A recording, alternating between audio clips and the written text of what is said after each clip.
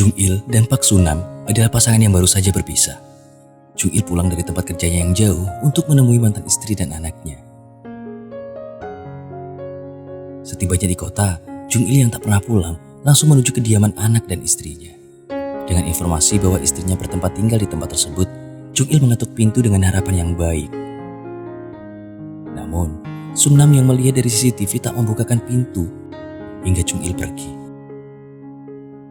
Jung Il kala itu menumpang hidup sementara di rumah kerabatnya dengan harapan bisa bertemu keluarganya. Keesokan paginya, Jung Il bersama kerabatnya pergi ke sekolah menemui anak bungsunya yang bernama Yesol. Yesol kala itu tak tahu bahwa itu adalah ayahnya. Dia merasa canggung dan asing karena Jung Il lama menetap di luar negeri untuk bekerja saat Yesol masih sangat kecil. Mereka pun beranjak pulang ke rumah Sunam dan tak lupa Jung Il membelikan mainan untuk anak bungsunya tersebut. Jung Il yang kala itu masih merasa bersalah, tak mau masuk ke dalam rumah. Dia memilih beranjak pergi menuju ke suatu tempat. Jung Il pergi menemui istrinya yaitu Sunam di sebuah supermarket yang dimana Sunam bekerja di sana. Sunam kala itu tak mau menemui Jung Il karena dia merasa kecewa yang teramat sangat. Jung Il pun pergi meninggalkan tempat itu. Keesokan harinya, Jung Il menjemput Yesol dan diajaklah dia ke sebuah restoran. Bukannya makan dengan lahap, akan tetapi anak Jung Il itu memilih membungkus makanannya untuk diberikan kepada kakaknya. Setelah membungkus makanan, mereka pun pergi menuju rumah Sunam. Di sana, Jung Il masuk ke rumah Sunam seorang diri dan memandang foto anak pertamanya yang telah meninggal dunia. Ia adalah kakak dari Yesol yang bernama Suhu. Tiba-tiba Sunam pulang ke rumah dan terkejut melihat Jung Il berada di rumahnya. Karena Sunam merasa kecewa dengan perbuatan suaminya, Sunam pun mengajukan perceraian kepada Jung Il. Namun Jung Il menolak perceraian tersebut. Keesokan harinya tetap seperti biasanya, Jung Il menjemput anaknya dan diantarkan pulang ke rumah. Namun hari itu, Jung Il bertemu dengan seseorang. Dia adalah seorang direktur yang membantu semua korban kecelakaan kapal, di mana anak pertama Jung Il yang bernama Suhu meninggal dunia. Direktur tersebut mengajak Jung Il untuk merayakan ulang tahun anaknya yaitu Suhu untuk mengenang kepergiannya. Jung Il pun langsung menyetujui rencana itu. Sepeninggal Suho, Jung Il menjadi ayah yang sangat baik. Dia selalu menjaga putrinya seperti tak mau kehilangan momen berharga dengan anaknya. Dia mengantar Yesol putrinya tersebut untuk berlibur di sebuah pantai. Di hari itu, anak-anak bermain di pantai untuk mencari remis. Namun, Yesol mengalami sebuah trauma saat ia melihat laut. Dia teringat akan kakaknya yang telah meninggal karena tenggelam di laut. Saat itu pun, Jung Il menggendong anaknya tersebut agar anaknya merasa aman di pantai.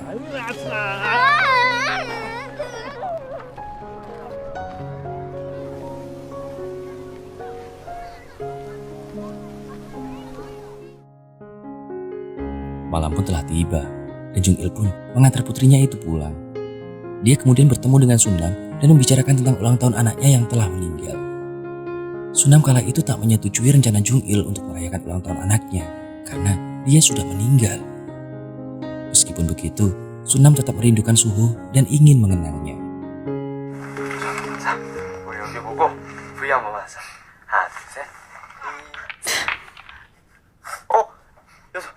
Malam itu sebelum tidur, Sunam memandangi video Suho lewat telepon.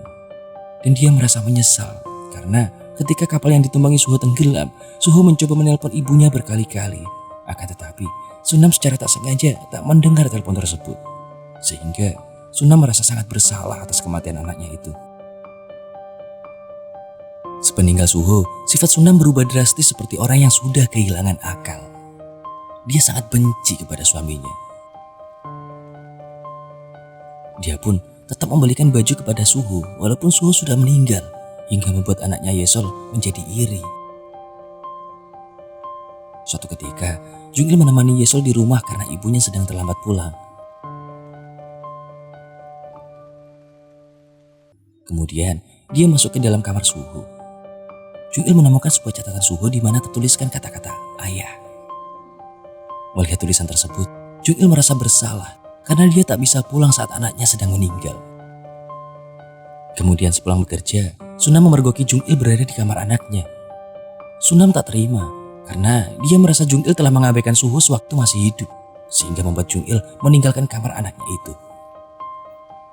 Jung Il yang sedari kemarin melihat paspor milik Suho tergeletak di kamar, ia mengambilnya lalu pergi ke bandara.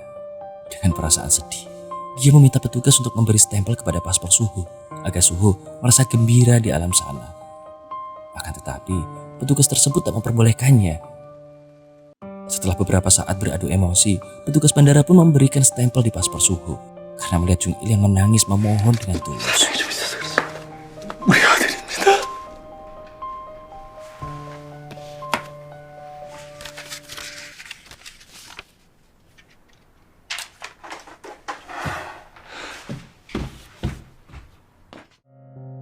Suatu waktu, Jung Il pergi ke sebuah danau tempat Jung Il, Sunam, dan Suho menghabiskan waktu bersama.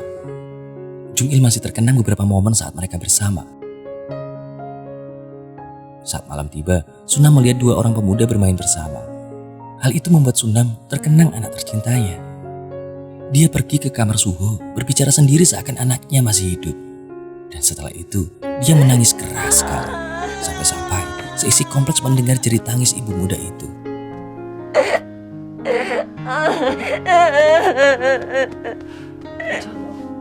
Hari pun berlalu. Direktur Lee yang membantu para korban kecelakaan kapal dahulu datang ke rumah Sunam. Dia datang dengan maksud yang sama, yaitu mengadakan ulang tahun untuk Suho yang telah meninggal. Awalnya Sunam menolak, namun akhirnya dia luluh juga. Ulang tahun Suho akan diadakan di tempat kediaman Direktur Lee. Pada saat itu, keluarga Sunam dan Jung Il diundang di acara itu.